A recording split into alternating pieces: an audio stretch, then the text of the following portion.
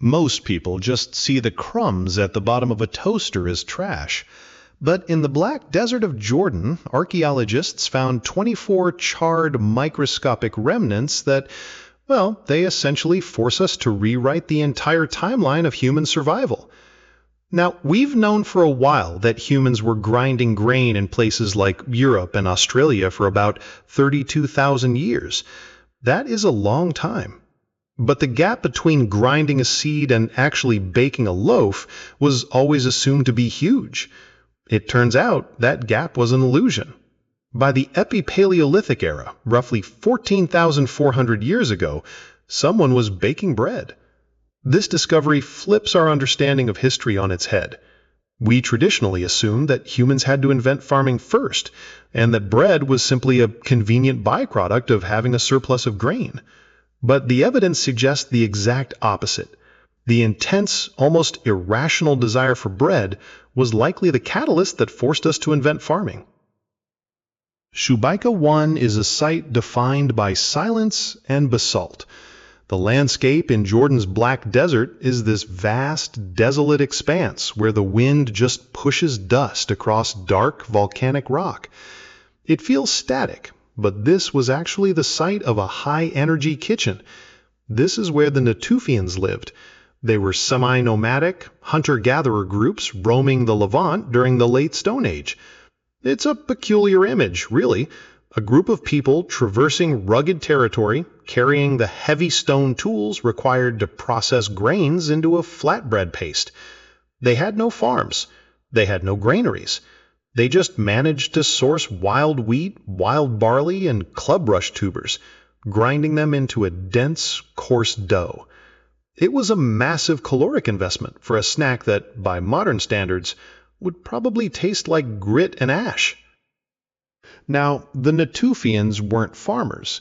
Their entire existence revolved around tracking gazelles, hunting waterfowl, and gathering whatever the landscape provided. They spent their days in motion. Yet they developed this complex, repetitive, and deeply tedious culinary routine. By 14,400 years ago, they had perfected the production of flatbread. They would forage for wild cereals, bring them back to camp, spend hours pounding them against stone, mix the powder with water, and sear the resulting paste on heated rocks. This wasn't some kitchen convenience. This was a labor-intensive ritual. You find the grain, you crush it, you mix it, you wait for the basalt rock to reach the right temperature, and then you cook it. It's just an inefficient way to sustain a nomadic lifestyle. It suggests that this bread wasn't a survival hack. It was something they wanted, regardless of the effort it demanded. Just imagine the scene at Shubaika 1. A woman sits on the desert floor, her hands covered in dust. She isn't using domesticated wheat. She's using einkorn and barley gathered from the wild, where the seeds are stubbornly attached to the stalks. Each grain has to be harvested by hand. She pounds the seeds with a hand stone against a larger, stationary rock, a motion repeated thousands of times until the powder is fine enough. Then she mixes it with crushed clubrush tubers, which is basically a marsh plant that acts as a binding agent. She has no bowl, so she just mixes it on a flat stone. She clears a space in the fireplace, making sure the basalt slab is hot but not flaming. Then she spreads the dough thin. The smell of burning grain fills the air. It is a slow, rhythmic, exhausting process, all to produce a single dense flatbread that will be consumed in minutes. We know all of this because of 24 tiny charred fragments. When researchers at the University of Copenhagen examined these crumbs under a scanning electron microscopy, or SEM, they didn't just see carbonized dirt. They saw xylem vessels, parenchyma cells, and cellular structures that proved these were processed plant materials. And they found air bubbles. The bread was porous, which means it had been worked by hand and cooked at a temperature that allowed for expansion. Now, spending months analyzing a crumb smaller than a pinky nail seems like an exercise in absurdity, But it revealed that this wasn't just a porridge or a gruel. This was technically bread. It was a baked, leavened, adjacent, solid food product. But why would a hunter-gatherer who has no shortage of meat or greens dedicate hours to this? The luxury paradox here is unavoidable. Grinding wild grains is a monumental waste of energy if your goal is simple caloric efficiency. I mean, you could eat the seeds raw. You could boil them into a mush with half the effort. Instead, the Natufians chose to bake. It suggests that bread was their first true comfort food. It was a ritualized act of preparation. It was perhaps the first time humans decided that food should be something you make, not just something you find. It is the moment the human palate began to demand a specific texture, the crunch of a crust and the density of a crumb. This discovery forces a complete recalibration of the agricultural revolution.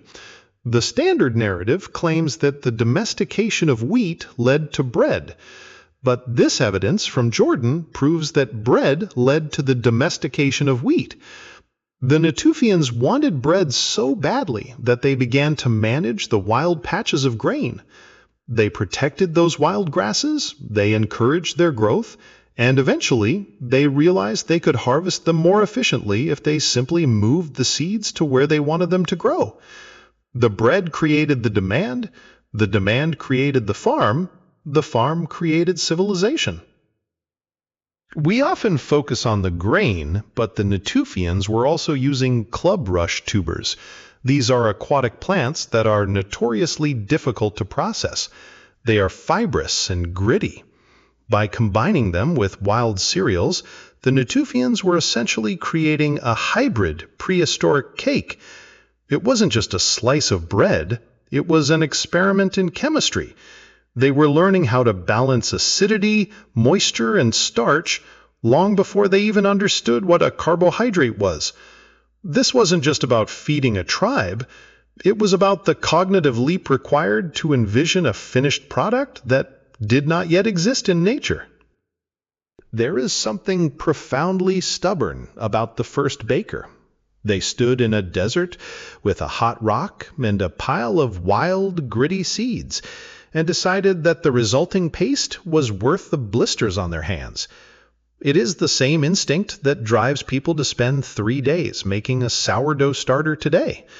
We have always had this urge to manipulate raw materials into something new. The Natufian baker didn't know they were launching an agricultural revolution. They just wanted a flatbread, and they were willing to spend the entire day making it happen. To appreciate the scale, just consider this. Modern humans buy bread. We trade a few seconds of labor for a plastic-wrapped loaf.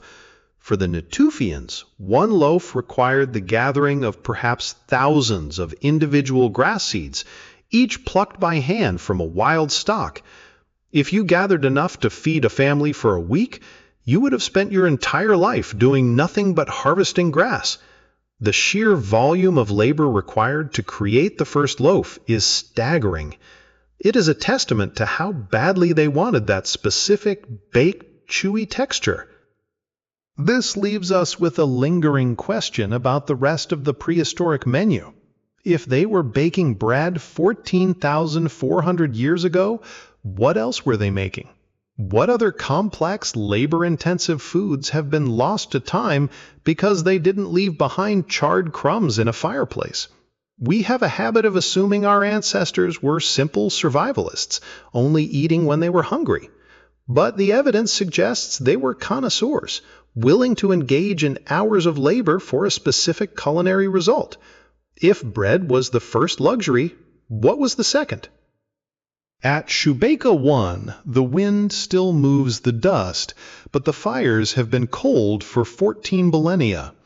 We like to imagine that the transition to agriculture was a logical, planned evolution of human society, driven by a desperate need to avoid starvation. The reality is messier. It began with 24 tiny burnt crumbs, and a group of hunter-gatherers who prioritized a flat, dense, rock-seared bread over the efficiency of their nomadic life. They didn't settle down because they were forced to. They settled down because they wanted to ensure their supply of wheat and barley was close enough to bake. Civilization, in a very real sense, was built on the desire for toast. It is an ironic foundation. Our entire history of farming, surplus, and urban living rests on the fact that someone decided thousands of years ago that grinding seeds into a paste was worth the trouble.